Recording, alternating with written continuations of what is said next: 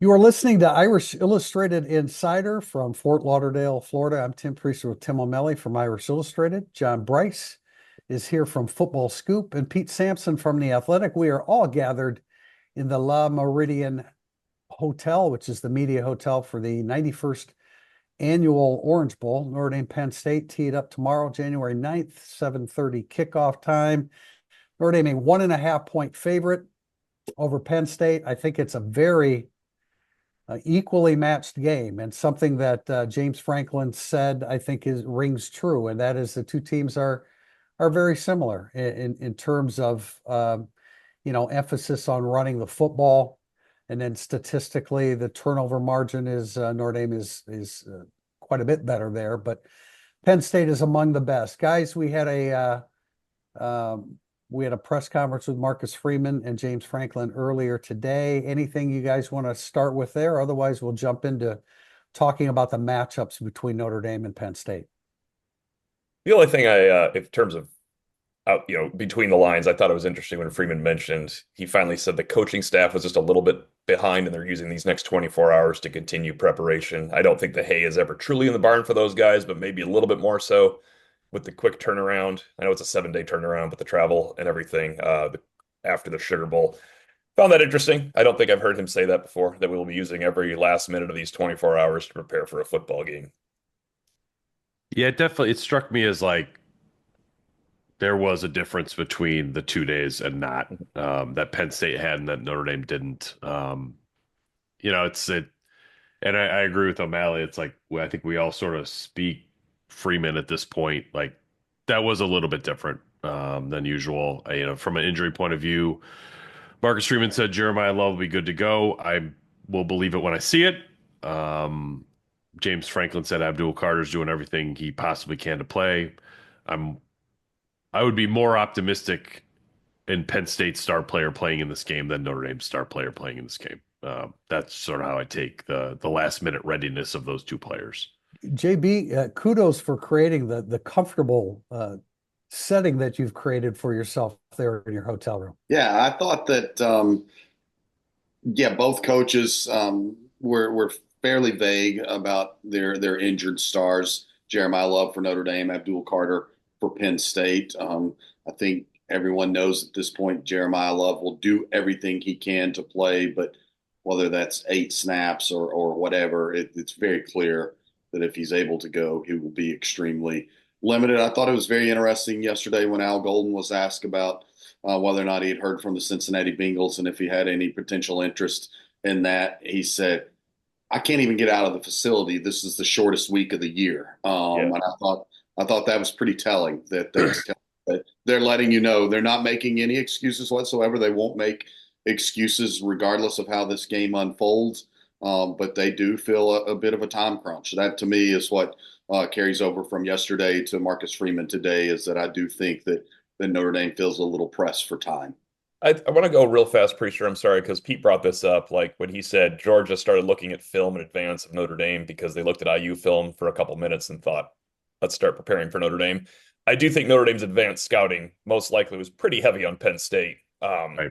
when they're playing Boise State, where Penn State had no shot of knowing which team they were going to be playing in that game. I Right. know you Yeah. do advanced scouting for both, but Yeah. Georgia or Notre Dame could have won that game. No, I think that's a good point. Pete, were you going to follow up on that? Because I do have a question for you. Go for it. Yeah. Well, we just shot our instant analysis and we all commented on this. There was a lot of talk about independence, and we know how James Franklin feels about Do Notre we? I Dame. don't know. He barely mentioned it. Yeah, I barely mentioned it. I was actually I was going to ask a question about it, but he's the one that first brought it up about conferences, and then the conversation went in that direction. But I just wondered, what your perspective is on it, because O'Malley and Bryce, the three of us talked about this in our instant analysis. I think that there is probably a blind spot with Notre Dame among Penn State people with independence that they can't shake because they look at Notre Dame and think like that's how it used to be for us. I wish it was still that way.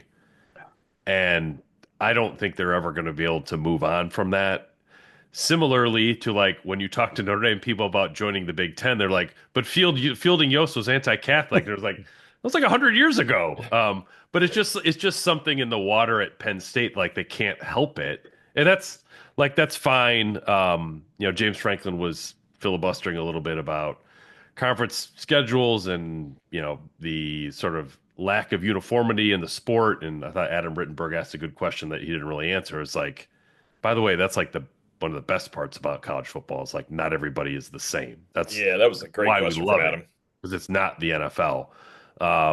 But yeah, I think the independence thing, it's like I don't think Franklin can help it. But I think that is probably a nature of where he's working as much as anything. Yeah, I mean, to hear him speak it as opposed to just reading a comment that he made on December 8th, I think it carries a little bit more Yeah. validity in hearing him say that. But here's the thing that cracks me up, and being older, I remember what it was. Penn State, well, they were independent until 1990, and they're no longer an independent because it was not in their best interest to remain independent. They needed a conference. Notre Dame doesn't. And I think this goes back to, I wrote this in a preview. Before Boston College was Fredo, Penn State was Fredo to Notre Dame because they were both independents. They didn't always, like early on in Joe Paterno's career, like rankings and they didn't always get the benefit of the doubt in the rankings. And so Penn State was the Fredo before BC. But the reason they're in the Big Ten is they weren't in the position that Notre Dame is. Notre Dame doesn't have to be in a conference. Penn State desperately needed that, which is why they joined it in 1990. EP, you said you wanted to ask Franklin that question. All you had to do was show up where he has a microphone. The question will be asked because he will just simply offer it. The rebuttal to the rebuttal was a bit much for me. They asked Marcus Freeman to kind of rebut his statements, and when Freeman finished, Franklin jumped in again. All right, we got it. You got the last word. We understand how important this is to you. He strenuously objects. I strenuously object. Oh, you strenuously object. Yeah, he's a lot like. I mean, remember the press conference with Dabo and Brian Kelly when Brian Kelly couldn't get a word in edgewise with Dabo, and not that Marcus Freeman that was nicer though. I think. Yeah, I not think that Marcus nicer. Freeman was enthused about answering questions. There were a couple times where questions were asked where both were expected to respond, and Franklin went first, and Marcus really wanted to get out of there and get on with preparation for Penn State, and I thought you could. I thought you could see that. The most relaxed he was when we were shooting our instant analysis and he walked by the window and gave a wave and a smile to us. I don't think at any point he was that relaxed during that press conference for whatever reason. He wants to congratulate him on his hairline on the way out. He seemed happy about that. Yeah. Franklin talked about it. I didn't think Freeman looked all that happy when he asked him how old he is now either. Although that was like, do you think because Freeman he's got an edge that doesn't always come out, but we all know he has it. Like, oh yeah, I gotta think like if I was Freeman, I'd be like, what am I like a child here? Like, I hear you. I told Priester, Tim, I know we can't prove this, but I am telling you, Marcus Freeman's demeanor changed after that part of the press conference. Yes, he did not come in not ready to talk. When James Franklin speaks, as you said, Dabo, for 2,000 words on the topic, and you're asked to talk after it, and he talks about how you shouldn't be independent and how young you are, I would be pretty pissed after a while. Franklin, the independence thing was dickish. The comment about his age was actually trying to be a compliment. He was complimenting Marcus, but you don't. I don't want to misconvey that. And Marcus had brought up his age one question prior when he was hired, so it's kind of okay to like throw it out there.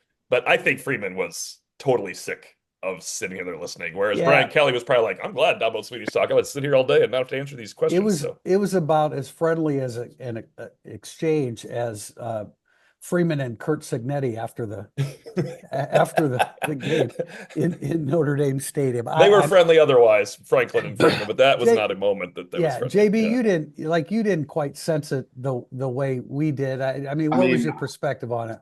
My perspective was that Marcus just wanted to get the hell out of there and prepare his group. I don't think it was.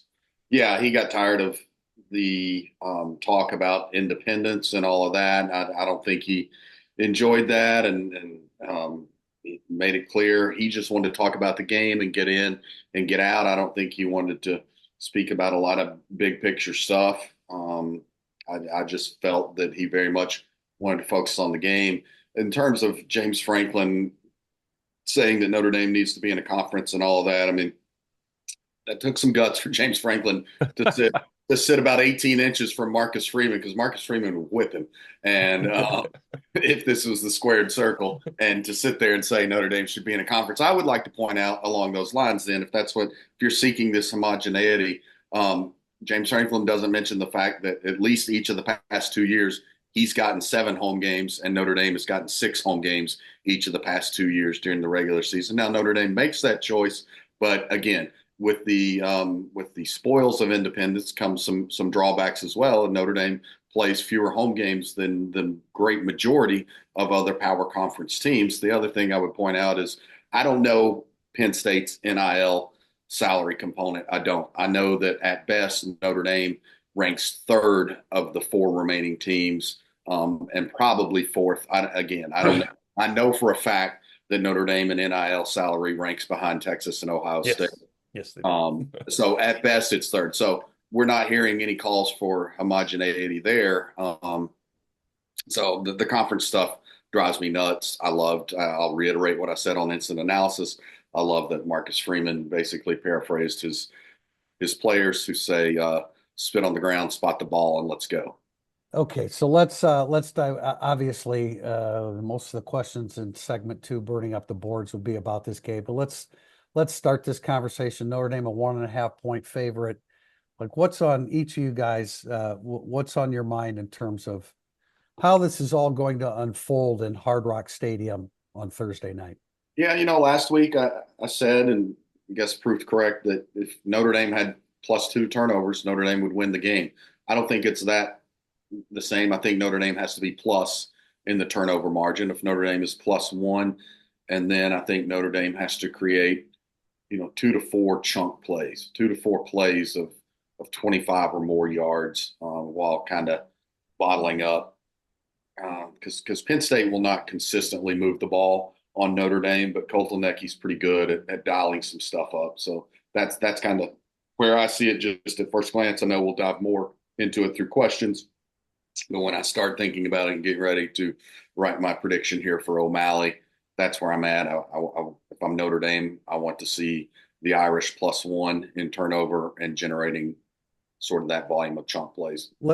Tim and Pete, if I could interject here, JB, as it relates to chunk plays, and I want to get into this about Penn State's defense, because I think there are some statistics that they've accrued defensively that aren't a real accurate indicator about their defense. And I think here's one. In terms of long scrimmage plays of 20+ yards, they're 71st in the country. In terms of long pass plays of 30+ yards, they are 86th. Now, I realize that Notre Dame is not as well equipped in a passing game to take advantage of that, but that's something to keep in mind, that there have been moments. I'm not sure which games they were from, but I bet they're from Oregon, Ohio State, Minnesota. The games where Penn State struggled a little bit more. Guys, go ahead and jump in. I was just going to add that we saw last week Notre Dame now has the team speed where it can catch the edge on Georgia. And if Notre Dame can catch the edge on that Georgia defense that has 3 of the top 15 draft prospects, then Notre Dame will have opportunities with Price and Leonard especially to catch the edge on Penn State, in my opinion. I'm glad you brought that up, because after Jadarian Price had the run called back, I was talking to the people next to me. I was like, at some point to loosen this stuff up, I think Jordan Faison on the jet sweep jet sweep for lack of a more conventional term, however you want to do it, the pop pass, the jet sweep, Jordan Faison or Jaden Harrison has to loosen this up. I think it'll work a lot better against Penn State than it could have against Georgia. I asked Mike Denbrock point blank. This is kind of one of those things where we've been going at it for a while here. I was really tired, and I had 2 questions I want to ask Denbrock, and this one popped into my head as the third. You're so used to scratch and claw games, and accepting Georgia had to be one because they couldn't get out of that. Georgia's defense made it so Notre Dame could do nothing but scratch and claw in that game. Can you get out of a scratch and claw scenario here? Can you call the game you want, like Pete Sampson has mentioned? Can you get out of scratch and claw and attack some teams now? he immediately said, Georgia made that difficult. And I was like, I know Georgia makes that difficult, but now can you get out of it? And he said, it's something he would like to be able to do. And I do think they have to hit some shots. If Notre Dame loses this game, it's because they have to scratch and claw offensively again. I don't think you keep doing that against peer teams like Georgia and Penn State. So the chunk play, when JB, you said 2-4, I say 4. You know what I'm saying? I don't think, unless the two chunks are 60 and 60, then obviously you got your chunks there. Yeah. But I think 4 is the great number. What, 30 yards? What do you Yeah, consider? 4 over 30 yards. I mean, they'd won. They had Riley Leonard's takeoff. Yeah. Against Georgia. Well, their longest completion was 14 stinking yards. Yeah. Well, but Jaden Harrison, I mean, it's a kickoff return. So Yeah. Well, anytime there's one of those, that's that good. counts too. That's That kind counts of too. big. Yes. Pete Sampson? I'm with O'Malley on that. I think Denbrock's commentary was interesting in the call the game you have to and not the game you want to. I still would call the game I have to, not the game I want to on Thursday night. I probably would, not that you wanted to scratch and claw forever and ever and ever, but this might be a time to do it. I think the sort of matchup that I'm most interested in is how uncomfortable can Al Golden make Drew Aller? yeah, big on that. He goes, his completion percentage from Pro Football Focus kept clean 73.9%, under pressure 47.3% in completion percentage. And that's I get it, everyone's going to be worse with somebody in your face, but that is a huge drop. And I think that it's not even the completion percentage as much as I think Drew Aller has NFL ability, including the somewhat occasionally delusional confidence in his ability to make throws that aren't there. If you try to make a throw that's not there against Notre Dame's defense, it's going to get picked off. So it wouldn't surprise me at all.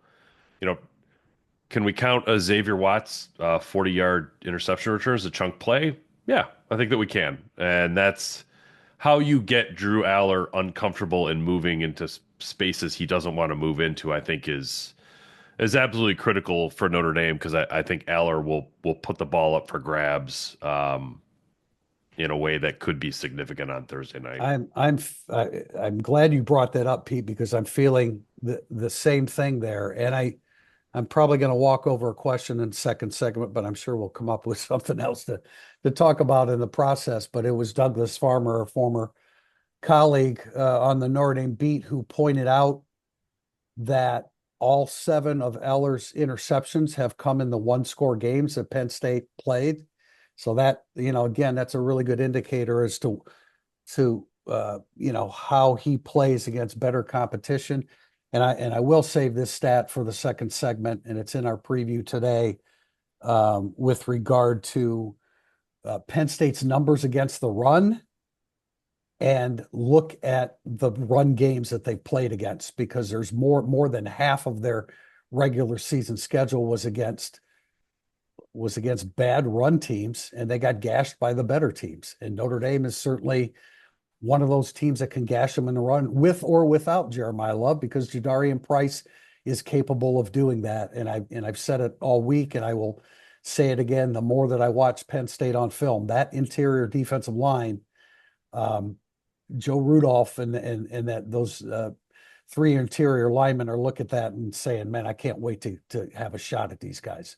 And Tim, I want, for our listeners, because we just talked for the last few minutes about how Notre Dame can get the edge on Georgia and Penn State nowadays. You're also pointing out you want that, and I'm talking about calling a more open game. You're saying you do want a return to, this is where you're going to get them to soften them up originally inside, because when people hear us say the edge, it sounds a lot of fun, but you're pointing out, no, they're going to attack the middle too. I think they will. And I agree with everything you guys are saying about the chunk plays. People tend to hear the fun thing about the edge as opposed to attack the middle. I don't think the edge against Georgia was necessarily the right thing to do. No. And I don't, against a healthy Abdul Carter, it's not the right thing to do. Although, again, we have a question in the second segment about, if Carter plays, how you deal with him. And we'll talk about that when we get to it. But I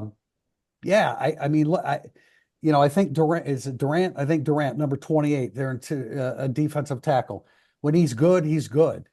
But when he's not, he's exploitable. And the other guys around him are not as good as he is. So, I mean, I don't want to like get everybody's hopes up and then Notre Dame struggles running the football between the tackles, but I absolutely believe that having watched a ton of Penn State, that is something that Notre Dame is going to be able to exploit. Mike Denbrock knows that, but you do have to have the chunk plays. There's no doubt about that. Looking to upgrade your wardrobe, founded by Notre Dame alum Go Wang, you've seen ESQ's custom clothing on the player walk and all of your favorite players and coaches. With more than a decade of making the best bespoke clothing available, ESQ will help you look and feel your best.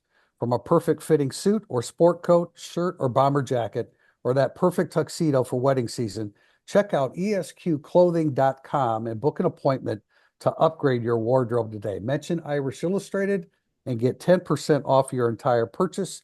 That is esqclothing.com. Segment 2, Burning Up the Boards, is next. If you're coming to a game this season, you have to check out Game Day Your Way, Notre Dame's tailgate service provider. Game Day offers everything you need, including tailgate gear, catering, and even beverage delivery right to your spot. And their Irish Express transportation from Chicago allows you to tailgate while you travel to their all-inclusive party zone in South Bend. Let Game Day deal with all the hassle so you can focus on the fun. For tailgates, tickets, transportation, and more, visit GameDayYourWay.com. Welcome back to segment 2, Burning Up the Boards. Our first question from Golden by Name. In recent big games, Penn State has gotten out to an early 2+ score lead, including the Ohio State game. Is there any fear that Notre Dame comes out a little flat to start the game on Thursday after the big emotional win versus Georgia and then gets behind early? I don't have that fear at all. And as a matter of fact, I'm looking for the quote yesterday from Riley Leonard that I thought was pretty powerful about how much they feed off of Marcus Freeman and what an extension he is to the team, and that they believe they are completely an extension of him. So I don't think that's the case. I mean, this team has answered the bell, I feel like, for now, what is it, 13 consecutive games, and they've been aggressive in the process. They're just so good at absorbing Marcus Freeman's message, and I think that's incredible. Riley Leonard talked to me yesterday about the middle eight, that they consider that part of a team's character. How you come out of the halftime is part of a team's character. And here's the direct quote. He says, "I think one thing about Freeman, and it's something I haven't really felt before from a head coach, he is an extension of the team. It's not really a hierarchy dynamic where you got the head coach and the players beneath him. It feels like another player who's just not able to suit up. So when he's being aggressive, we all kind of feed off that. He's just an extension. He's just one of us out there. So whenever he's aggressive, we're all aggressive." To me, there's just not a chance in the world that Notre Dame isn't going to stick to its DNA against Penn State, because Notre Dame knows what got it to this point in the dance. Pete? I actually have an irrational fear of this. I wonder if Notre Dame has burned so much fuel to get to this point that they're on fumes a little bit. I realize Penn State has played one more game. I think Notre Dame's been incredibly well conditioned. I think Lauren Landau's had a fantastic job. I wonder if this will be a moment where Notre Dame just doesn't answer the bell as definitively as they have all year. Not for a lack of aggression or a lack of game plans or whatever. It's hard to do what Notre Dame has done every damn week, and I do think they burned a lot of fuel through the Georgia game. I listened to the podcast you guys put out earlier in the week, and I actually was more an O'Malley than Priester's camp in terms of the post game against Georgia. Was like, it felt like we did it. That's like, and it's hard to get back up off the mat. As good a job as Freeman has done in that, I think he's been excellent in big games, maybe more so than the small games. But I don't know. There's something in the back of my head about answering the bell yet again and whether they're going to have the fuel to do it. Yeah, I guess I just would quickly add, I would probably be more of that concern if school was in session. But the fact is, it's like football camp. So they're just because the best Riley Leonard quote yesterday was about school. And how it's like, because they're out of school, it feels like they actually had 8 or 9 days to prep instead of 7, because school at Notre Dame is outrageous. We all love going to class though. Like he was.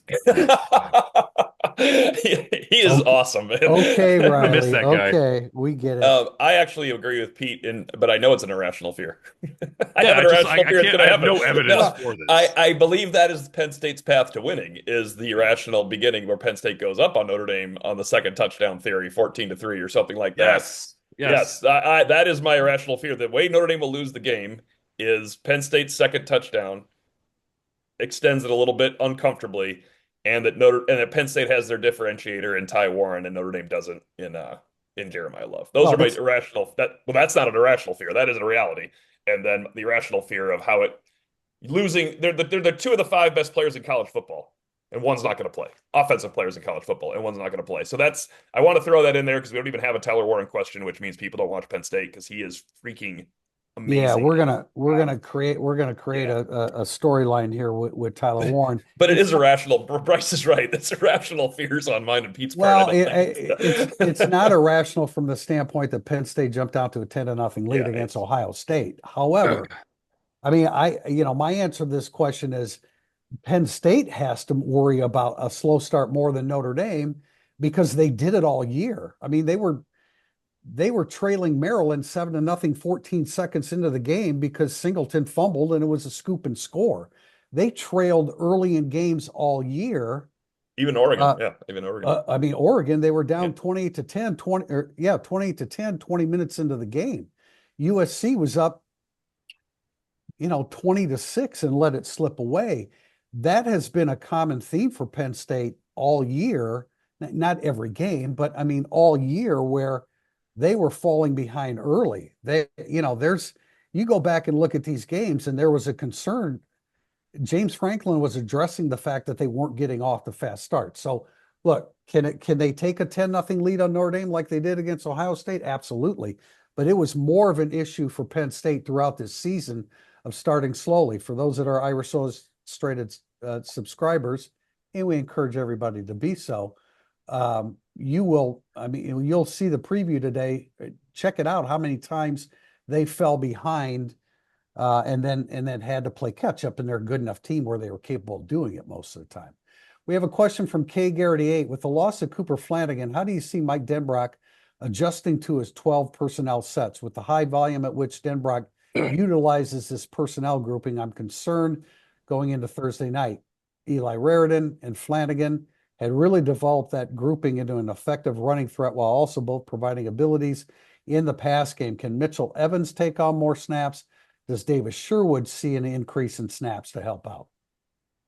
I think the Sherwood Bauman dynamic would matter more if this was mid-October.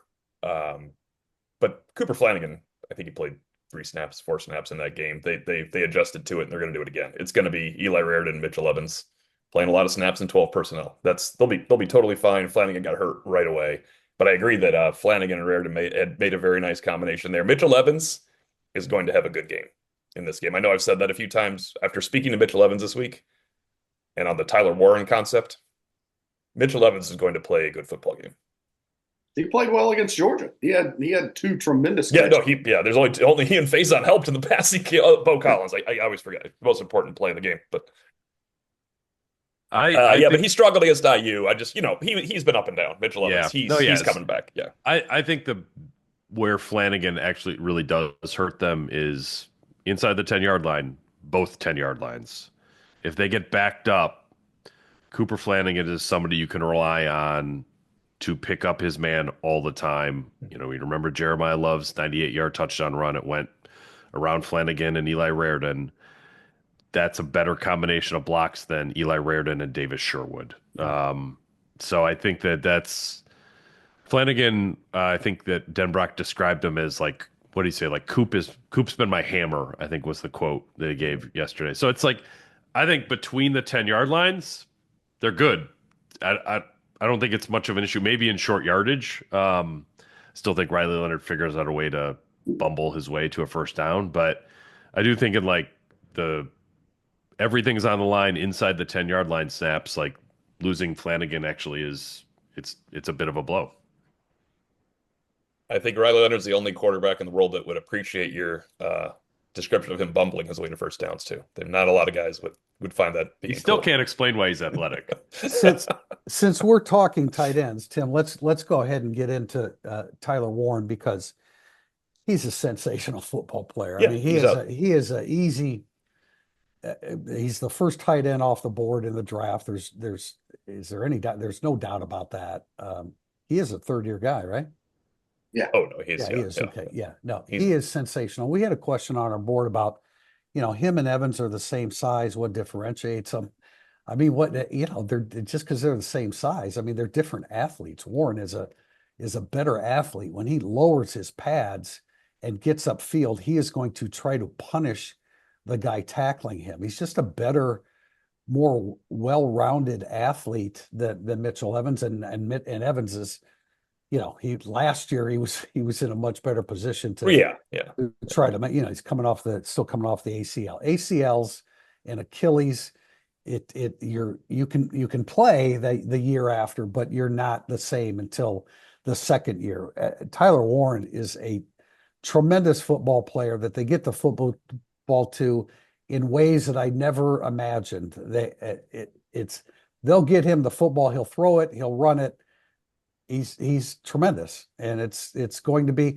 And again, I want to reiterate that I was wrong the other day when the question was asked about who would be a good matchup for him. I agree with you guys completely. Jaden Ausberry is the guy on the front end, and then Xavier Watts on the back end. I know Ohio State bracketed Warren, and it took him almost a full half with Caleb Downs Warren too. So that's another. I'm sorry, Yeah. Caleb Downs. Yeah, it took him almost a full half to get a reception against them. Pete had was it Kaiser that gave you the good comparison you wanted to throw out there for Yeah, Notre he Dame said, fans? because we're all been asking Notre Dame players about hey, Warren. like, who does he remind you of? And there's a certain amount of Michael Mayer, and Kaiser's been here long enough that he's actually kind of like Cole Kmet in terms of size, but Mayer in terms of catch radius. And he talked about late hands, about he's a very agile receiver. He doesn't give away that the ball's coming to him until the very last second. I would imagine you could just assume the ball's coming to him if you're a Notre Dame defender. But yeah, it's like when Penn State can't get Tyler Warren involved in the offense, it bogs down. And you even look at the Ohio State game when Penn State couldn't do anything offensively. I think Warren still had 7 touches for 92 yards or 94 yards between rushing and receiving. So to me, I sort of look at it and be like, okay, not only do they need to get Tyler Warren involved for the offense to function, that's just the beginning point. That's sort of a baseline for them is 6-7 touches for 90 yards, and then maybe they can build on top of that. So it's I would expect Tyler Warren to sort of get his on Thursday, but I also wouldn't just assume that's going to be enough for Penn State to move the ball offensively. Yeah, and Go ahead, JB. I was just going to say, I think that's a great point, Pete.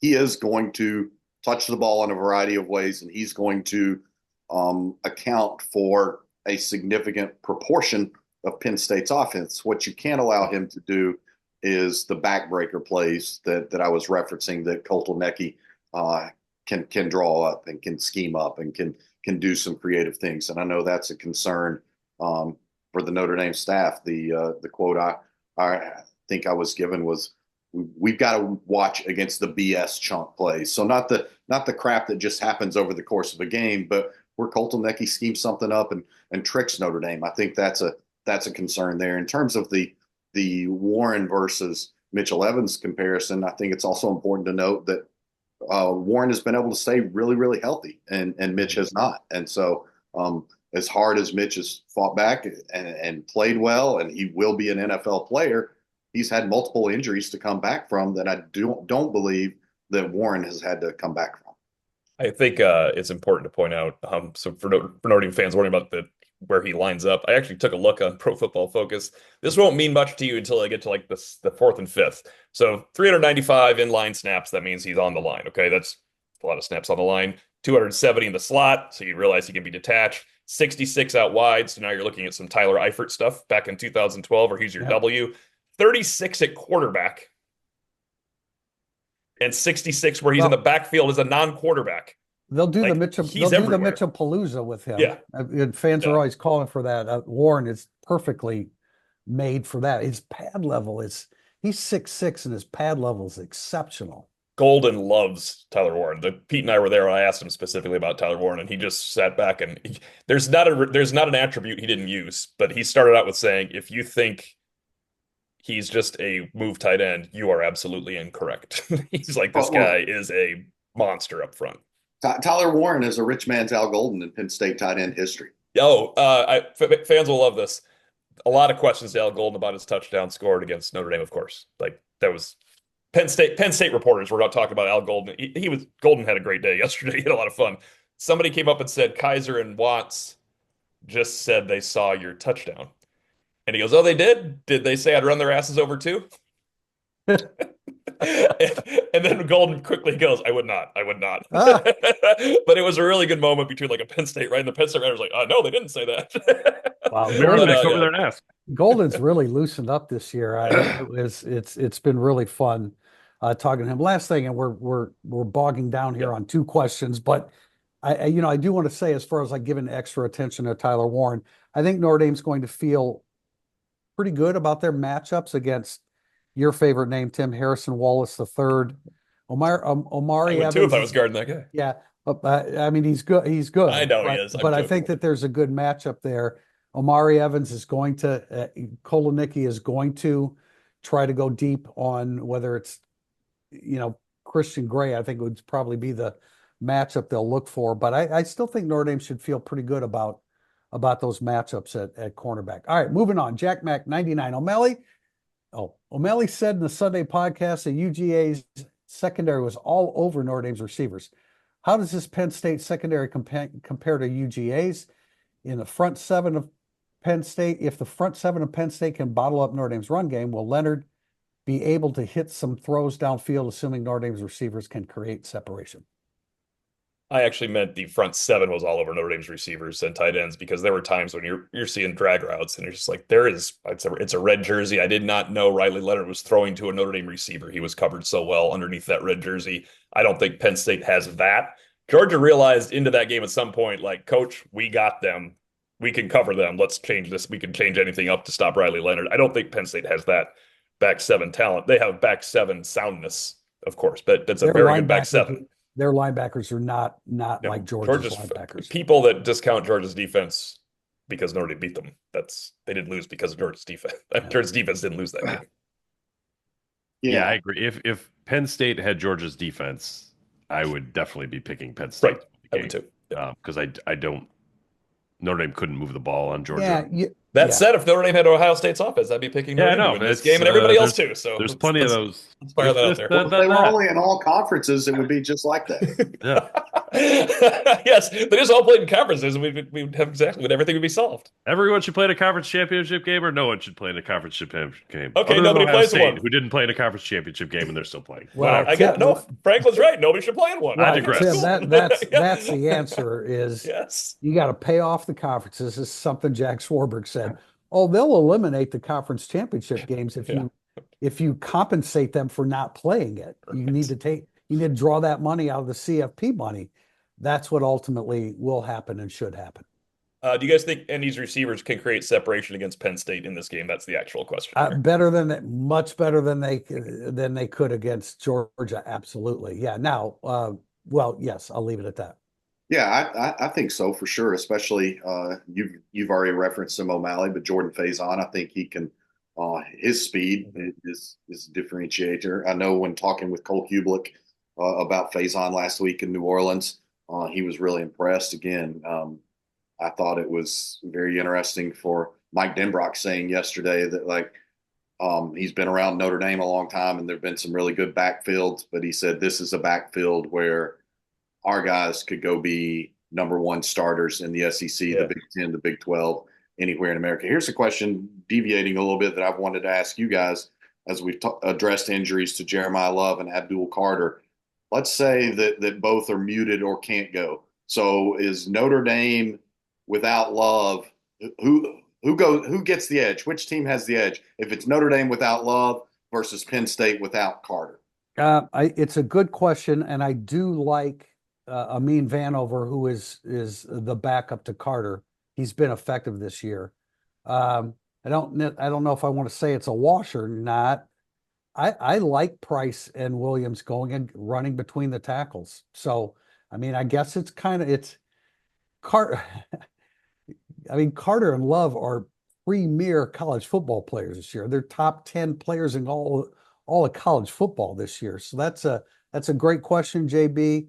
I think that Carter has a competent backup, and I know that Love has competent backups. I would say that Penn State would be worse off if both guys were eliminated in this matchup because Carter is athletic enough to spy Riley Leonard and like wipe that out of Notre Dame's game plan. Like there haven't I don't know who's like been able to take out Riley Leonard as a runner this year. I mean, Georgia sort of, but he was still hurt. Just Northern Illinois, coincidentally. Yeah, that the game plan did there. But I think Carter could take something away from Notre Dame that like Notre Dame needs to live. And that's Leonard as a effective run threat. So that would be why I would give the edge to why losing Carter would be more impactful than losing Leonard. That's fair. Again, I want to reiterate. I mean, we talk about Notre Dame throwing against these DBs. Penn State, 86 in the country on 30-yard pass plays allowed. 63rd on 50-yard pass plays allowed. Now, is Notre Dame, do they have the people that can do it? Maybe Faison. Maybe you can create a matchup where you can, shake Evans free. We got questions about Notre Dame's other receivers. We'll get to those here. I very quickly want to answer Bryce's question. I would rather have Abdul Carter off the field. I think that helps Notre Dame more than Jeremiah Love being off the field. Hurts Notre Dame. And my feelings on Jeremiah Love and how he's the differentiator. No, great question, JB. Question here from ND Dan 106. Besides winning the turnover battle, what is one thing Notre Dame has to do against Penn State to win this game? Yeah, I kind of already answered it. I'm going to stick with my chunk plays. Like I think that's critical. I'm with JB. I did a quick look here because Jeremiah Love's been compromised since the USC game, and they played better defense. I mean, Georgia and IU have better defense than most of the teams Notre Dame played this year. But since that game, they have the 98-yard run by Love. They have a 20-yard game by Price, a 12-yard game by Price. The hit to Faison. So there's 4 chunk plays against IU. There's the 4. And 98's double chunk, right? 98's a double chunk. Obviously, we all know 32-yard game by Riley Leonard, 11-yard game by Riley Leonard, 10-yard game by Riley Leonard. Notre Dame needs more than that to beat Penn State. They cannot have 32, 11, and 10 as their chunk plays, and they won't. Penn State's not going to hold Notre Dame to 3 gains over 10 yards. No. That's not happening. Yeah. Yeah. I just like kind of what I said earlier with you got to make Drew Aller uncomfortable. Make him move around in the pocket in a way that he doesn't want to move, get him outside the pocket in a way he doesn't want to go. And then who would you feel better about? Drew Aller knowing where the ball's supposed to go or Xavier Watts knowing where the ball's actually going? Yeah. I think Al Golden will have a plan that makes Drew Aller uncomfortable really, really early. Like I think Notre Dame will set that tone early. Xavier Watts was very comfortable talking about making Drew Aller uncomfortable because that was like it was you were there, right? Yeah, I was there. I'm going to pull up the quote, but like it's just what sometimes like you don't want to read too much into what players say or coaches say in these settings. But while you pull it up, I'll just say Kaiser is more diplomatic. It was just like. Let me scroll down here. Well, find it, Pete and Tim, to give us a synopsis. So I asked the question. Part of my line of thinking was, and I went with Tyler Warren instead for the notebook, was Drew Aller's a more experienced quarterback. Is Curtis Rourke, Drew Aller, and Tyler Shook for experienced quarterbacks this year that can? So I asked Golden, Kaiser, Watts, what's it like on film preparing for an experienced guy versus inexperienced? Kaiser's like, look, man, and Kaiser gave a great answer. Like, ball comes out a half second quicker. He knows his read a half second quicker. The offensive line trusts him more than the receiver trusts him. It's much different when you play an experienced guy. And Xavier Watts was, Pete, did you pull up the Xavier Watts comment? He's like, he's a good player. He definitely, like you said, an experienced quarterback. He makes some good plays, but at the same time, I think we can mess with any quarterback. Like, I don't want to read too much into that, but like, it was not the answer I was thinking. I'm going to read too much into that. Yeah, right. I am too. He's not saying it. Actually, he's not saying any quarterback. He's saying that specific quarterback we're going to mess with. Yeah. Yeah. Like just like we mess with them all, it's not going to be any different for this. You know, Katron Allen, look, Nicholas Singleton, I'm a homer. I was heartbroken when Singleton chose Penn State over Notre Dame. Katron Allen, though, is the guy that Yes, you have to contain both. It's a package deal that you have to deal with. But to me, Allen is just like he's the tone setter. He's the leader of their ground game, and you gotta hit him, and he's gonna hit you back. he's the Lendell White slugfest guy to That's this, and that's obviously Nicholas Singleton's nowhere near Reggie Bush, but he's the Lendell White. I And like that. a really good point. Talk with the Penn State site. The last 3 games, he's like 328 yards, which sounds whatever, but 7.8 yards per carry against Oregon, SMU, and Boise State. Now Notre Dame has a better defense than those 3 teams, but those 3 teams are 3 of the 5 best US or that Penn State played this year. So Yeah. he's on a streak right now. He's on a Yeah. hot streak. Yeah. From Blue Chip Man, I think we might have walked over this one a little bit, but why not? If Abdul Carter plays, does ND employ heavy formations and focus on going right at him at the point of attack from the outset of the game to test his durability, both physically and mentally? If he goes out as a result, their defense will be demoralized. No, I think it's a great question because yes, you attack him. You go right at him because his upper body is not going to be Yeah, as it's a strong as it shoulder, normally. Rich. Yeah, it's Yeah, not it's a shoulder. not as strong as normal. So, he can. I mean, he can. Obviously, he's incredibly impressive on film, but he can also dance and dodge his way out of some plays too. If he's as compromised as he is, I know I always use that term compromise, but as compromised as he is physically, you go right at his ass and try to be physical with him. I think that's under the circumstances, that's the best way to deal with him. And I think I you would do it. love to see Cooper Flanagan do that.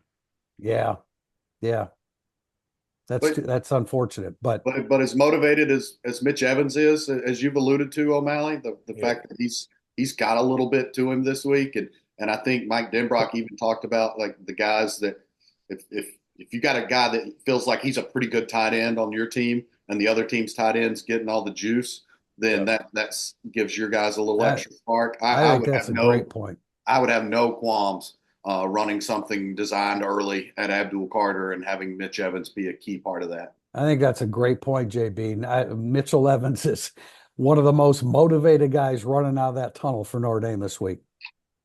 I think it was pretty fun because Denbrock just kind of smiled when I asked him about that. I mean, Mitchell Evans definitely bristled. I'm really glad he was asked. Look, it was a local media question earlier on Sunday, and he was kind of, yeah, no, he's a girly player, and he even said like, Denbrock kind of just joked like, I bet he would like to get the ball as much as Tyler Warren does. It's just not. But Evans must have backtracked 6 times on how much he doesn't need to get the ball versus how he could do that well if he had the ball when we were talking to him. And then of course he's like, I'll block 99 straight times if it's about winning. If you get the ball a lot, you can make a lot of plays. It's just like, okay, Mitch, I know where you're going with this one. He's looking forward to the matchup for sure. From ACC TG Teach, if Penn State is able to force it, we need a new handle because I read this a couple times and every time I'm gonna change this. ACC Teach is his new name. If Penn State is able to force Notre Dame to throw, who besides Jordan Faison does Notre Dame need to get going to have success? And as an addendum to this, I'd like someone to go ahead on the board and say, why are we talking about the former lacrosse player as the only one that can get open? But go ahead, Well, guys. I mean, that's Mitch Evans. I think Yeah. it's Mitch Evans because what everyone on this podcast I think is outlined today is, and Penn State's linebackers aren't as good as Georgia's linebackers. So it's not just that Mitch Evans is important for Notre Dame. That's a better matchup. He has a chance to do more explosive plays against this defense. And I think this is an opportunity. You don't necessarily always call games like this, but call plays to Mitchell Evans's motivation going into this game. I mean, come up with ways to allow him to show that, to play into his motivation to show that he can hang with Tyler Warren. Absolutely. And if Penn State is trying to be aggressive and bring a lot of heat on Riley Leonard and doing some stuff to try and collapse the pocket and take away the perimeter from him, get some dumps out to Jadarian Price because Jadarian Price will be the fastest guy on the field at that point. Yeah, it's like I've kind of given up trying to predict where else they could go because it could be anyone. also could be nobody, based on the way the season has played out. But like, I think for Notre Dame's pass offense, it's just like, did you make the one play you were in position to make for the entire game? Like, did Bo Collins catch that 113-yard touchdown against Georgia? Like, that was a great game. It really didn't matter what else he did the rest of the way. I've been a big Jaden Greathouse guy all season. Hasn't really done a lot. Maybe the slot receiver against Penn State's nickel, or maybe they get it matched up with a linebacker. Just make one play, man. I don't think any Notre Dame receiver is going to have a breakout performance, but could if there was somebody who's going to put up a big stat line, Faison would be the pick to do it. Yeah, and Pete, I think that's a great point. I mean, it's just taking, Collins probably isn't going to catch 7 passes in this game, and Greathouse, we point to Evans and Greathouse, it seems like every week, and then it's, 1 or 2 passes. Maybe it's Jaden Harrison. That's Maybe my right? guy. Right, one. Tim? One big play, but one. Yeah.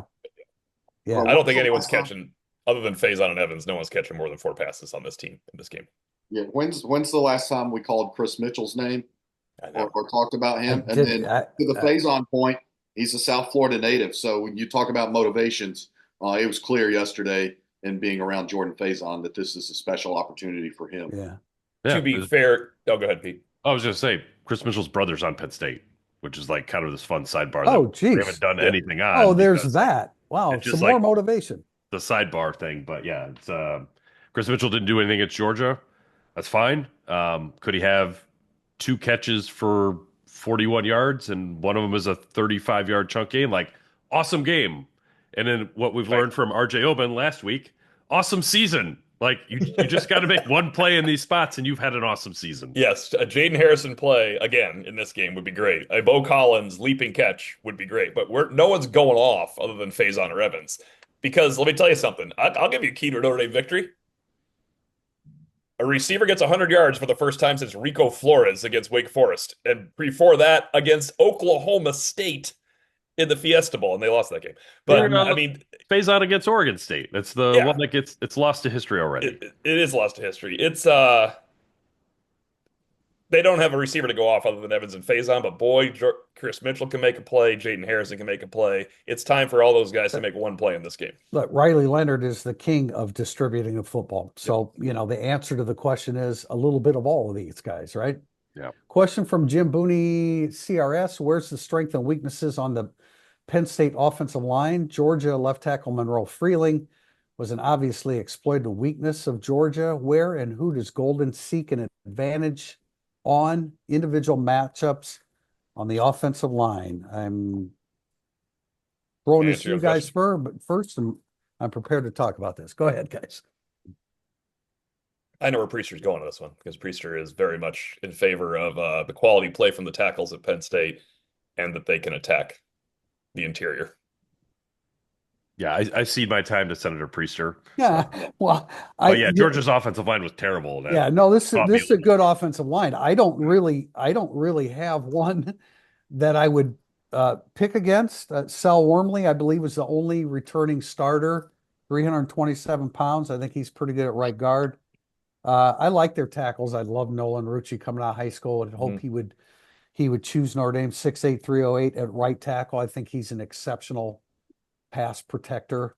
And then I think Shelton on the left side, he may not be a prototypical left tackle, but he gets the job done. They've got a 348-pound left guard, and Nick Dawkins is at center. I'm not sure that there's one individual to pick on, but I think their tackles are pretty good. Look, what it comes down to is this. Make it a numbers game. You're going to have to dial up pressures, which Golden loves to do.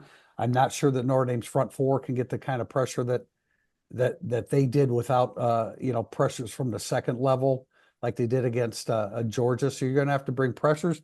You're just going to have to outnumber this group at times. Yeah, and in that regard, I think that's where you draw encouragement from what KVA was able to do last week. He played, I think, a dozen snaps, pretty much all of them in a pass rushing role, and he was effective. And if he was able to do that last week, coming back from injury, then you expect that he's even healthier this week. Okay, guys, down the home stretch here before we get to predictions. From Low Key Scott, I've heard commentary and seen it myself that Drew Eller can become quite flustered, a guy who wears his emotions on his sleeve. Do you believe El Golden is capable of putting on an El Golden master class to affect Eller with shifts and blitzes against Penn State's excellent offensive line? I think the number that Pete Sampson used early on about pressures on Drew Eller, I think all of this is in play and essential for Notre Dame to stop the passing game of Penn State.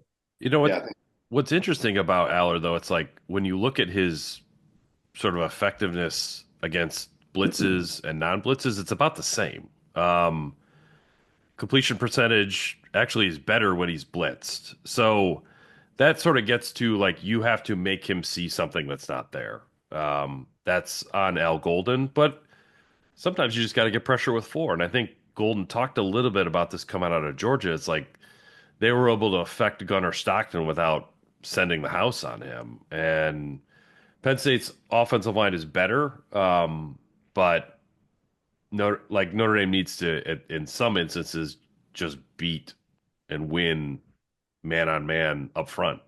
So yeah, but the Aller emotional part, I talked to one of my colleagues, Audrey Snyder, who covers Penn State, and she was referencing a game this season where like Aller kind of like threw a pick and was like slamming his helmet on the sideline, and Franklin had to come over to him and be like, "Dude, just you're good, just like calm down." That that's the kind of stuff that in against Al Golden, it's probably not the best way to be wired. yeah. I mean, I think we've unintentionally spent a lot of this podcast already answering this question. That's fully what I expect Al Golden to do, and I think Notre Dame will be motivated to do just exactly that. As long as they can control Katron Allen in the running game, I think they'll fluster Aller. But if you don't control the running game, you have a lot of trouble flustering a veteran quarterback because then they just dictate to you. Yeah. So I think that's the crucial part. And Marcus Freeman knows that and talked about it today, like he does every week. Yep. Yeah. Last question before we get to predictions from Flores JM. I don't think it's Rico. I'm rooting for a win tomorrow, but if the Irish lose, would you consider this season a success? Or perhaps will they have exceeded expectations? I definitely would consider this season a success, regardless of outcome tomorrow. I think you can say, on some regards, maybe there's an argument that it leans toward exceeding expectations because they beat an SEC champion for the first time in a long time. The flip side of that is the season could have been differently. The seeding all could have been differently had they not lost to Northern Illinois. But it's a successful season. You can make a very strong case that it's exceeded expectations as of right now and would be beyond exceeding expectations with one more win. I always felt like this season to be a success, you had to win 2 playoff games. They won 2 playoff games, so it was a success. Definitely buoyed by the fact that they beat Indiana and Georgia and not Boise State and SMU. Like I think we would have been like, so yeah, success, exceeding expectations. That's making it to the national championship game. I think we all wrote and podcasted 100 times that this team was built to make a run this year. To make a run, you got to get to Atlanta. So that's how you get to exceeded. But absolutely a success. Great season for Notre Dame, regardless of what happens on Thursday. But it is hanging out there for you to do a little bit more. If they were playing Ohio State on Thursday night, I might feel a little bit differently, but they're not. They're playing Penn State. Prediction number 25 of Monday Musings, August 26th. Notre Dame will make the playoffs and win 2 playoff games and lose their third. They are exactly where I said they would be. Bryce's point about beating Georgia there was not what I thought would happen in game number 2 of the playoffs, though. I thought they'd be beating the Penn State type team in game number 2 of the playoffs. So they're where they belong. I don't know if they've exceeded expectations, but I think they've exceeded expectations. They beat the SEC champion when the whole world was talking about how the SEC should have had 16 teams in the 12-team playoff, and Notre Dame went out and held them to 10 points. So I would say it was clearly a success. I think beating Indiana made it a success. It would have been a failure had they lost it, I guess. So it's a hard thing for me to say, but I think it's clearly a success, and they are right where we predicted them to be at the beginning of the season. Yeah, hey, we all thought they could be 12-0. So they haven't exceeded expectations yet. And John, your point about beating Georgia, like you said, Tim, I mean, I don't think we expected that would be game 2. So Yeah, we all groaned a little, right? You're like, oh, when you saw the rocket coming out, you're like, yeah. We all thought they could be a Final Four team, but we thought it would be as the 5 seed hosting somebody terrible, and then like going Penn State, and then going and beating Boise State or BYU, or as it turned out, Arizona State or whomever. So that's why I think you have. No, exactly. But I mean, exceeding expectations is getting the championship, like Pete said, and it's there for them. I don't know, like it is a success, though. You agree, right? Oh, absolutely. Success. Oh, yeah, absolutely. Well, I mean, I said you had to win 2 long ago. Right. You had to win 2 because we expected them to be 12-0. You had to win at least 2 playoff games. But guys, let's get into predictions. Mine is out. What time is it? I don't know that it's on Irish Illustrated, but again, with these day before podcasts, I'm ready to give my prediction. You guys are first. For my irrational, perhaps, concerns about Notre Dame kind of running out of gas a little bit. I still like Notre Dame to win the game 28-20. I think that they're going to make Drew Aller uncomfortable. I think that will ultimately be the key to the game, because I think Xavier Watts is good for a pick, and that will be one of Notre Dame's explosive plays. I do think it's going to be still kind of rock fight-ish, but I like Watts to make a very critical interception in the second half that ultimately gives Notre Dame just enough breathing room to get over the line. It's like you come after Georgia. I think part of it is also like how many times you're going to have a strip sack fumble right before halftime. How many times you're going to have a kickoff return touchdown to open the second half. Like those things don't happen every week. But I do think Xavier Watts picks do happen every week. So I'll bank on that. So I got Notre Dame 28-20 over Penn State. Mr. Bryce? I haven't settled on my score, but I do believe that Notre Dame is going to win this game. I feel pretty strongly about that. Notre Dame has to show up and play well. It has to do things we've outlined. Turnover margin is huge for me. And I think it might be a game that it's hard not to pick X-Watts to have a pick because the guy's the best in the country at it. But I think this might be a game where Leonard Moore has a pick. I'm in a 6-point Notre Dame win, and I've been going back and forth with a couple of scores because I actually for the last 7 days I have felt this game is going to sneak over the total because it felt so easy to say, well, here we have another under. Like I've been saying, I'll for the last 2 months pick the under when they play a good team. They will be under if they play Texas. How's that? But I'm in the 26-20 range. That pops it over. My other one was 23-17. So I'm in the 26-20 range, and I wanted to make sure I picked at least 3 field goals for Notre Dame because now that Mitch Jeter is his normal self, it doesn't mean he's never going to miss again. But I don't think Notre Dame's going to go down there and convert wonderfully offensively in the red zone. And I wanted to point out, I think there's going to be some field goals that need to be kicked. So that's excessive. That's 4 field goals in a 26-20 game, and making Penn State kick a couple as well. That's a lot. I do worry about the wind in this stadium, and I don't know what the forecast is tomorrow evening, but the wind can swirl in this stadium. So this won't be the pristine kicking environment that Mitch Jeter found last week in the Sugar Dome. That's really been Notre Dame's biggest issue the last 2 times in the stadium is the wind. Yeah, well, the stadium's had some bigger problems than that. They removed the chalk lines, though. I saw that. That's There's good. no more. There's chalk lines right there anymore. So that's good. I think Notre Dame gets 2 picks on Eller.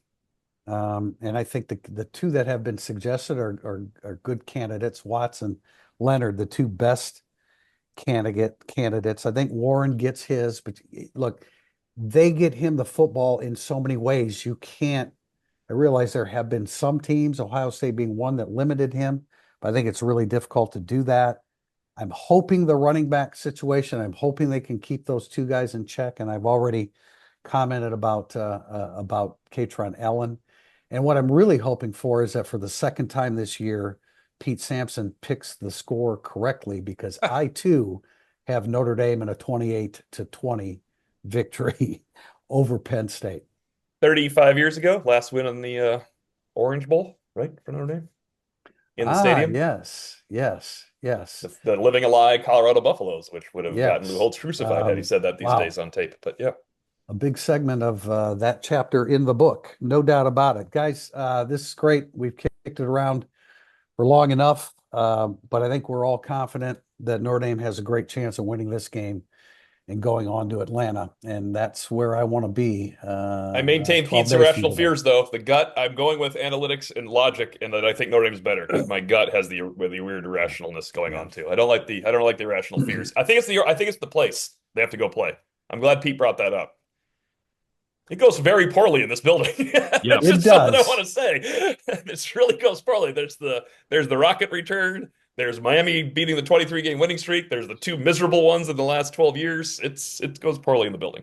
Fortunately, none of the Notre Dame players are aware of that. I think and they have there's all no been reason studying why it, they Tim, can't. and they're cursed as well. Okay. All right, we obviously we will be back and very much looking forward to getting to Hard Rock Stadium on Thursday when Notre Dame takes on Penn State for the right to advance to the national title game in Atlanta. Second trip to Mercedes-Benz. I'm Better hoping place. that's in the cards. Tim Priester, Tim O'Malley, John Bryce, and Pete Sampson. This has been Irish Illustrated Insider.